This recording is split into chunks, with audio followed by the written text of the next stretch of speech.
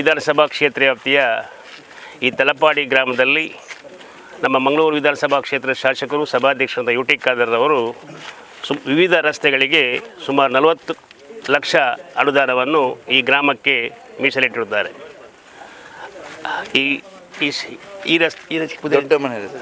ಒಂದು ದೊಡ್ಡ ಮನೆ ರಸ್ತೆಯ ಈ ಒಂದು ಗುದ್ದಲಿ ಪೂಜೆ ಸಮಾರಂಭದಲ್ಲಿ ನಮ್ಮೊಂದಿಗೆ ಇದ್ದಂಥ ನಮ್ಮ ಗ್ರಾಮ ಪಂಚಾಯತಿನ ಸದಸ್ಯರು, ನಮ್ಮ ಈ ತಲಪಾಡಿ ವಲಯ ಕಾಂಗ್ರೆಸ್ನ ಅಧ್ಯಕ್ಷರಾದ ವೈಭವ್ ಶೆಟ್ಟಿಯವರು, ನಮ್ಮ ಗ್ಯಾರಂಟಿ ಸಮಿತಿಯ ಜಿಲ್ಲಾ ಉಪಾಧ್ಯಕ್ಷರು, ಅದೇ ರೀತಿ ಮಹಿಳಾ ಉಸ್ತುವಾರಿ ಅಧ್ಯಕ್ಷರು ಆದಂಥ ಸುರೇಖ ಚಂದ್ರಾಸವರು, ಅದೇ ರೀತಿ ಪ್ಲೇವಿ ಡಿಸೋಜರವರು, ಅದೇ ರೀತಿ ದೊಡ್ಡ ಮನೆಯಲ್ಲಿ ನಾಗರಿಕರು, ಈ ದೊಡ್ಡ ಮನೆ ಈ ಪ್ರದೇಶ ವಿನ್ನೂರವರು, ಅದೇ ರೀತಿ ದೊಡ್ಡ ಮನೆ ಪ್ರದೇಶದ ಎಲ್ಲ ನಾಗರಿಕರಿಗೆ ಸೇರಿಕೊಂಡು ಭಾಳಷ್ಟು ಸಂತೋಷವಾಗ್ತದೆ. ಯಾಕಂತ ಹೇಳಿದರೆ ಈ ಒಂದು ರಸ್ತೆಗೆ ಗುದ್ದಲಿ ಪೂಜೆ ಮಾಡುವಾಗ ಈ ಭಾಗದಲ್ಲಿ ಎಷ್ಟು ಜನರು ಕಷ್ಟಪಟ್ಟಿದ್ದಾರೆ ಅಂತೇಳಿ ಗೊತ್ತಾಗ್ತದೆ. ಯಾಕಂತ ಹೇಳಿದರೆ ಈ ರಸ್ತೆ ಆಗಬೇಕಂತೂ ನಿಮ್ಮ ತುಂಬ ಸಮಯದ ಕನಸು ಇರಬೇಕು. ಆದ್ದರಿಂದ ಇಷ್ಟು ಜನ ಕೂಡ ಸೇರಿದ್ದೀರಿ, ಭಾಳ ಸಂತೋಷ. ಇದನ್ನು ಮನಗಂಡು ನಮ್ಮ ಸಭಾಧ್ಯಕ್ಷ ಯು ಟಿ ಖಾದರ್ ಅವರು ಈ ರಸ್ತೆಗೆ ಅನುದಾನವನ್ನು ಮಂಜೂರುಗೊಳಿಸಿದ್ದಾರೆ. ಪ್ರತಿ ಗ್ರಾಮದಲ್ಲಿ ಕೂಡ ನಮ್ಮ ಆಡಳಿತ ಪಕ್ಷ ಇಲ್ಲ, ಆದರೂ ಕೂಡ ಸುಮಾರು 40 ಲಕ್ಷ ರೂಪಾಯಿ ಅನುದಾನವನ್ನು ಈ ತಲಪಾಡಿ ಗ್ರಾಮ ಪಂಚಾಯತ್ ಇಟ್ಟಿದ್ದಾರೆ. ಅದೇ ರೀತಿ ಬೇರೆ ಬೇರೆ ಗ್ರಾಮಗಳಿಗೆ ಕೂಡ 1,50,00,000 75 ಲಕ್ಷ ಅನುದಾನದಾಗಿ ಸುಮಾರು 33 ಕೋಟಿ ಅನುದಾನವನ್ನು ಇಡೀ ಗ್ರಾಮಾಂತರ ಪ್ರದೇಶಕ್ಕೆ ನಮ್ಮ ಯು ಟಿ ಖಾದರ್ ಅವರು ಅನುದಾನ ಇಟ್ಟಿದ್ದಾರೆ. ಅದಲ್ಲದೆ ಪುನಃ ಯಾಕಂತೇಳಿದರೆ ಅವರಿಗೆ ಸುಮಾರು 65 ಕೋಟಿ ರೂಪಾಯಿ ಅನುದಾನ ನಮ್ಮ ಮುಖ್ಯಮಂತ್ರಿಗಳ ಸಿದ್ದರಾಮಯ್ಯವರು ಕೊಟ್ಟಿದ್ದಾರೆ. ಯಾಕಂತ ಹೇಳಿದರೆ ಪುನಃ ಗ್ರಾಮೀಣ ಪ್ರದೇಶದ ರಸ್ತೆಗಳೆಲ್ಲ ಅಭಿವೃದ್ಧಿ ಆಗಬೇಕಂತೇಳಿ ಅದಕ್ಕೆ ಪುನಃ 60 ಲಕ್ಷ ರೂಪಾಯಿ ಅನುದಾನ ಈ ಗ್ರಾಮಕ್ಕೆ ಪುನಃ ಇಟ್ಟಿದ್ದಾರೆ. ಬೇರೆ ಬೇರೆ ರಸ್ತೆಗಳಿಗೆ ಕೂಡ ಅನುದಾನ ಇಟ್ಟಿದ್ದಾರೆ. ಅದು ಕೂಡ ಈ ಕೆಲಸ ಆದ ನಂತರ ಪುನಃ ಕೆಲಸ ಆಗ್ತದೆ. ಈ ಕೆಲಸ ಕೂಡ ಒಳ್ಳೆಯದಾಗಬೇಕು, ಸಿಕ್ಕವರು ಕೆಲಸ ಮಾಡಬಾರ್ದು, ಅಲ್ಲಿ ಅದು ಕ್ವಾಂಟಿಟಿ ಕೂಡ ಒಳ್ಳೆಯದಾಗಬೇಕಂತೇಳಿ ಇಡೀ ಗ್ರಾಮದ ಗುತ್ತಿಗೆದಾರರನ್ನು ಒಬ್ಬರಿಗೆ ಕೂಡ ಕೆಲಸ ಕಾರ್ಯಗಳನ್ನು ಕೊಟ್ಟಿದ್ದಾರೆ. ಅದಲ್ಲದೆ ಈಗ 33 ಕೋಟಿ ರೂಪಾಯಿ ಅಲ್ಲದೆ ಈ ಮಂಗಳೂರು ವಿಧಾನಸಭಾ ಕ್ಷೇತ್ರದಲ್ಲಿ ಅನೇಕ ಅನುದಾನಗಳನ್ನು ಕೂಡ ತಂದು ಸುಮಾರು 1,200-300 ಕೋಟಿ ರೂಪಾಯಿ ಅನುದಾನ ತಂದು ಈ ಕ್ಷೇತ್ರವನ್ನು ಮಂಗಳೂರು ವಿಧಾನಸಭಾ ಕ್ಷೇತ್ರವನ್ನು ಸಮಗ್ರವಾಗಿ ಅಭಿವೃದ್ಧಿಪಡಿಸ್ತಾ ಇದ್ದಾರೆ. ನಿಮಗೆಲ್ಲರಿಗೂ ಗೊತ್ತಿರುವಂತೆ ಉಳ್ಳಾಳ ಕೋಡಿಯಿಂದ ಬೋಲಾಡ ತನಕ ಸುಮಾರು 200 ಕೋಟಿ ರೂಪಾಯಿ ಅನುದಾನದಲ್ಲಿ ಸೇತುವೆಗೆ ಅನುದಾನ ಮಂಜೂರುಗೊಳಿಸುತ್ತಾರೆ. ಅದಲ್ಲದೆ ಅದರ ಪಕ್ಕದಲ್ಲಿ ಕಾಡ್ಲ ವನ ಇದೆ, ಅಲ್ಲಿ ಪ್ರವಾಸೋದ್ಯಮ ಆಗಬೇಕಂತ ಅಲ್ಲಿ ಕೂಡ 30 ಲಕ್ಷ ರೂಪಾಯಿ ಅನುದಾನ ಇಟ್ಟಿದ್ದಾರೆ.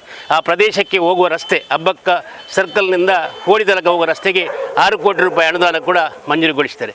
ಅದೇ ರೀತಿ ತುಂಬೆಯಿಂದ ಸಜಿಪ ನಡು ತನಕ 60 ಕೋಟಿ ರೂಪಾಯಿ ಅನುದಾನದಲ್ಲಿ ಅಲ್ಲಿ ಕೂಡ ಸೇತುವೆಗೆ ಅನುದಾನವನ್ನು ಮಂಜೂರುಗೊಳಿಸುತ್ತಾರೆ. ಅದಲ್ಲದೆ ಅವರ ಬಹಳ ದೊಡ್ಡ ಕನಸು, ಯಾಕಂದರೆ ಅವರ ವಿಧಾನಸಭಾ ಕ್ಷೇತ್ರ ವ್ಯಾಪ್ತಿಯಲ್ಲಿ ನದಿ ಬದಿಯಲ್ಲಿ ದೊಡ್ಡ ಮಟ್ಟದ ರಸ್ತೆಯ ಉಳ್ಳಾಳ ಸೇತುವೆಯಿಂದ ತುಂಬೆ ತನಕ ನದಿ ಬದಿ ರಸ್ತೆಗೆ ಅನುದಾನ ಮಂಜೂರುಗೊಳಿಸಿ ವಿವಿಧ ಗ್ರಾಮದಲ್ಲಿ ಈಗ ಅರೆಕಳದಲ್ಲಿ ಆಗಿದೆ, ಪಾವೂರಲ್ಲಿ ಆಗಿದೆ, ಇನ್ನು ಬೋಳಿಯಾರು, ಅದೇ ರೀತಿ ಸಜಿಪರೋಡಲ್ಲಿ ಕಾಮಗಾರಿಗಳು ಚಾಲನೆಯಲ್ಲಿದೆ. ಅದಲ್ಲದೆ ನಮ್ಮ ಇಲ್ಲಿ ತೊಕ್ಕೋಟಲ್ಲಿ ನಮ್ಮ ಚೊಂಬುಕಟ್ಟೆ ತನಕ ಹೋಗುವ ರಸ್ತೆ ಸುಮಾರು 25 ಕೋಟಿ ರೂಪಾಯಿ ಅನುದಾನ ಇಟ್ಟು ಅಲ್ಲಿ ಕೂಡ 6 ಪಥ ರಸ್ತೆಯನ್ನು ಭಾಳಷ್ಟು ಒಳ್ಳೆ ರೀತಿಯಲ್ಲಿ ಮಾಡಿದ್ದಾರೆ.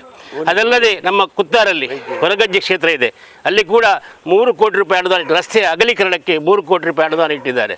ಅದಲ್ಲದೆ ಉಳ್ಳಾಳ ನಗರದಲ್ಲಿ ಲೈಬ್ರರಿ, ಮಕ್ಕಳಿಗೆ ಸುಸಜ್ಜಿತವಾದಂಥ ಲೈಬ್ರರಿ ಬೇಕಂತೇಳಿ 75 ಲಕ್ಷ ರೂಪಾಯಿ ಅನುದಾನದಲ್ಲಿ ಉಳ್ಳಾಳ ನಗರಸಭೆ ಪಕ್ಕದಲ್ಲಿ ಕೂಡ ಕಾಮಗಾರಿಗೆ ಅನುದಾನ ಮಂಜೂರುಗೊಳಿಸಿದ್ದಾರೆ. ಅದೇ ರೀತಿಯಲ್ಲಿ ಪೌರ ಕಾರ್ಮಿಕರಿಗೆ ಕೂಡ ವಸತಿ ಬೇಕೆಂಬ ದೃಷ್ಟಿಯಿಂದ ಅಲ್ಲಿ ಸುಮಾರು 1.5 ಕೋಟಿ ರೂಪಾಯಿ ಅನುದಾನದಲ್ಲಿ ಪೌರ ಕಾರ್ಮಿಕರ ವಸತಿ ಗೃಹ ಈಗ ಆಗ್ತಾ ಇದೆ. ಅದಲ್ಲದೆ ಬಹಳ ಬೇಡಿಕೆ ಇತ್ತು, ಯಾಕಂತ ಹೇಳಿದರೆ ಕರೆಂಟು ನಮ್ಮ ಗ್ರಾಮೀಣ ಪ್ರದೇಶದಿಂದ ಈ ಭಾಗಕ್ಕೆಲ್ಲ ಕರೆಂಟ್ ಬರ್ತಿತ್ತು. ಅದರ ಬದಲಿಗೆ ಈಗ ಎಕ್ಕೂರಿನಿಂದ ಅಂಡರ್ಗ್ರೌಂಡ್ ಆಗಿ ಬಬ್ಬುಗಟ್ಟೆಗೆ ಅಂಡರ್ಗ್ರೌಂಡ್ ಕರೆಂಟ್ ಮಾಡಿ ಈ ಭಾಗದಲ್ಲಿ ಈಗ ಕರೆಂಟಿನ ಒಂದು ಅಭಾವ ಇಲ್ಲದಾಗಿ ಮಾಡಿದ್ದಾರೆ.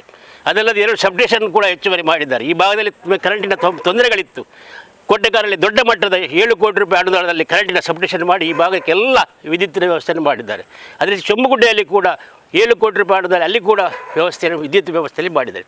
ಅದೇ ರೀತಿ ಮಕ್ಕಳಿಗೆ ನಿಮಗೆಲ್ಲರಿಗೂ ಗೊತ್ತಿದೆ, ಶಾಲೆಗೆ ಖಾಸಗಿಯಲ್ಲಿ ತುಂಬ 1,60,000 75,000 ಸೀಟಿಗಾಗಿ ಬೇಡಿಕೆ ಇಟ್ಟಿದ್ದಾರೆ.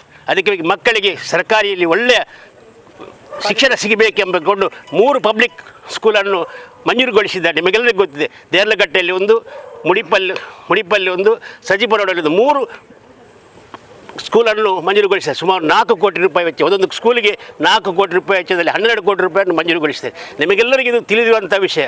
ಅದಲ್ಲದೆ ಬಾಂಬೆಯಲ್ಲಿತ್ತು ಅಂಡರ್ಗ್ರೌಂಡ್ ಕೇಬಲ್. ಉಳ್ಳಾಲ ನಗರಸಭೆಗೆ 200 ಕೋಟಿ ರೂಪಾಯಿ ಇಟ್ಟು ಇಂಥ ವಿದ್ಯುತ್ತನ್ನೆಲ್ಲ ಅಂಡರ್ಗ್ರೌಂಡ್ ಮಾಡಲಿಕ್ಕೆ ಅನುದಾನ ಮಂಜೂರು ಮಾಡಿಕೊಟ್ಟಿದ್ದಾರೆ. ಅದಲ್ಲದೆ ನಗರೋತ್ಪನ್ನದಲ್ಲಿ ಕೂಡ 35 ಕೋಟಿ ರೂಪಾಯಿ ಉಳ್ಳಾಲಕ್ಕೆ ಹಾಕಿದ್ದಾರೆ. ಅಲ್ಪಸಂಖ್ಯಾತರ ನಿಗಮದಿಂದ ಕೂಡ 30 ಕೋಟಿ ರೂಪಾಯಿ ಅನುದಾನದಲ್ಲಿ ಹಾಕಿರ್ತಾರೆ, ಕೆಲಸಕ್ಕೆ ಕಾರ್ಯಕ್ರಮ ಮಾಡಲಿಕ್ಕೆ ಹಾಕಿದ್ದಾರೆ. ಅದಲ್ಲದೆ ಸೋಮೇಶ್ವರದಲ್ಲಿ ಭಾಳ ಸುಸಜ್ಜಿತವಾದಂಥ ನಗರೋತ್ಪನ್ನದ ವತಿಯಿಂದ ಅಲ್ಲಿ ಕೂಡ ಪುರಸಭೆ ಕಟ್ಟಡ 2 ಕೋಟಿ ರೂಪಾಯಲ್ಲಿ ಪುರಸಭೆ ಕಟ್ಟಡ ಕೂಡ ಆಗ್ತದೆ. ಅದರಿಂದ ಎಲ್ಲ ಕೆಲಸ ಕಾರ್ಯಗಳು ಭಾಳಷ್ಟು.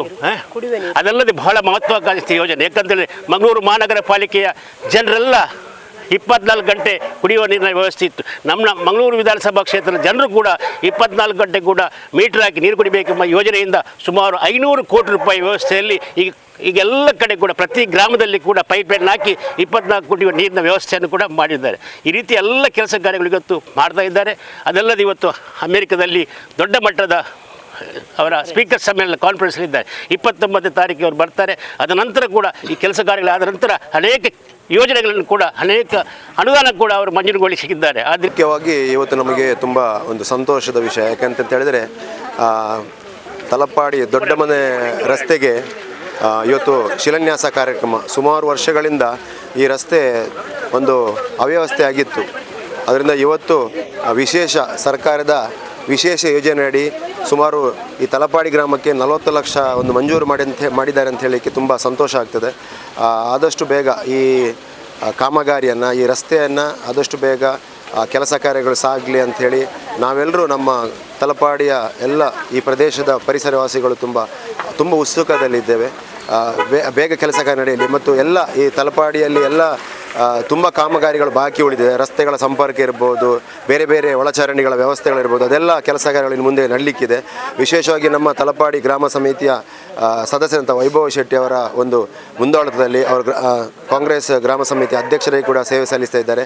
ಅವರಿಗೆ ನಾವು ತುಂಬ ಹೃದಯದ ಧನ್ಯವಾದಗಳನ್ನು ಹೇಳ್ತಾ ಇದ್ದೇವೆ. ಅದೇ ರೀತಿ ಇದಕ್ಕೆ ಸಹಕಾರ ನೀಡಿದಂಥ ಎಲ್ಲ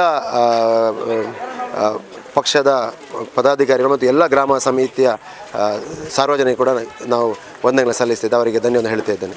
ಧನ್ಯವಾದಗಳು.